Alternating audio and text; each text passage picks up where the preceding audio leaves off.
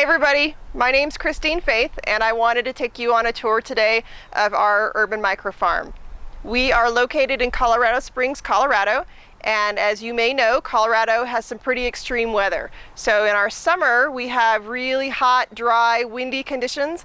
Our winter is very cold, dry, and windy conditions, and our spring and our fall are pretty short. We usually have our last frost between May 15th and June 1st. We have our first frost sometime in September, and often, usually, our first snowfall by Halloween. So our growing season is quite short here. In addition to the short growing season, we are at 6,500 feet, which means that our incoming sunlight is brighter than anything at sea level. So our baby plants will burn up in the summertime if the seasons change too fast here. We also have poor soil. We actually have good mineral content in our soil, but the organic matter is so poor it's like growing in gravel. So with all of those factors combining, if you can grow in Colorado, you can grow just about anywhere. We have several systems with our backyard farm, and we wanted to walk you around right now and show you some of those systems that we have on our landscape. Here we are at our chicken pen. This is where our chickens and our ducks live. These guys are wonderful for eating bugs in the backyard and adding a little fertilizer to your gardens, keeping the weeds down, and of course they give us wonderful eggs and they're very entertaining. In Colorado Springs, you can have 10 birds in your backyard flock if you're inside the city limits.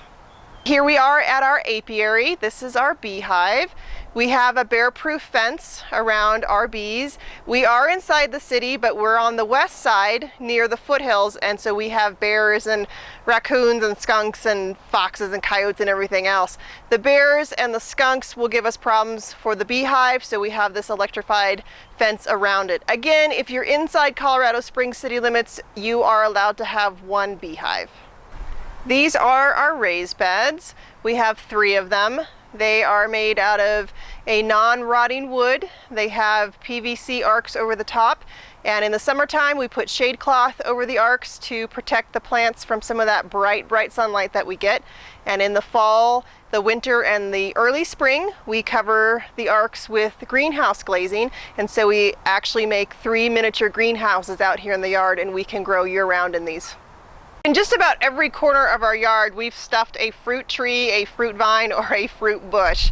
We have a total of 6 guilds in the backyard, and a guild is essentially a collection of plants that work really well together. So here's one of our guilds. We have a nitrogen fixer, we have a dynamic accumulator, we have a beneficial insect attractor, all these different plants that make the little plant community stronger than they would be on their own.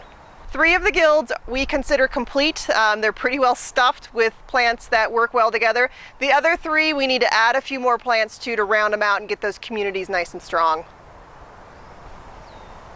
This is our greenhouse. We have inside the greenhouse an aquaponics system, and we have some potted plants that grow either hanging in a vertical fashion or on the ground. So the aquaponics system is of course fish used to produce nutrient loads that feed the plants, and then of course the potted plant is just your traditional potted plant. We grow year-round in the greenhouse. It is a passively heated greenhouse, so we don't add heat into it, just passive solar.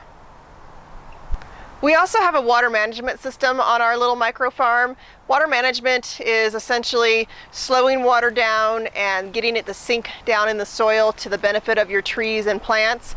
In Colorado, it's illegal to harvest rainwater by either a catch system or a cistern, so we don't do that, but we do slow the water down across the landscape.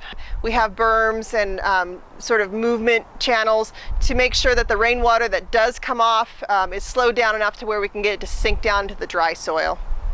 Okay folks, that's the end of our tour. Thank you so much for joining us. We're going to be taking a closer look at the systems that you saw today. We're going to make additional videos that go a little bit deeper than we went today. So if you have an interest in bees or in aquaponics or backyard chickens, definitely check back with us. We'll post those videos on our YouTube channel or on our website. If you have a question or a comment, please also post those. If we know the answer to your question, we'll answer it. If you have information to share with us, we will gladly take it. There's a lot of information out there, and Lord knows we could use the help. So thanks again, folks, and we will see you next time.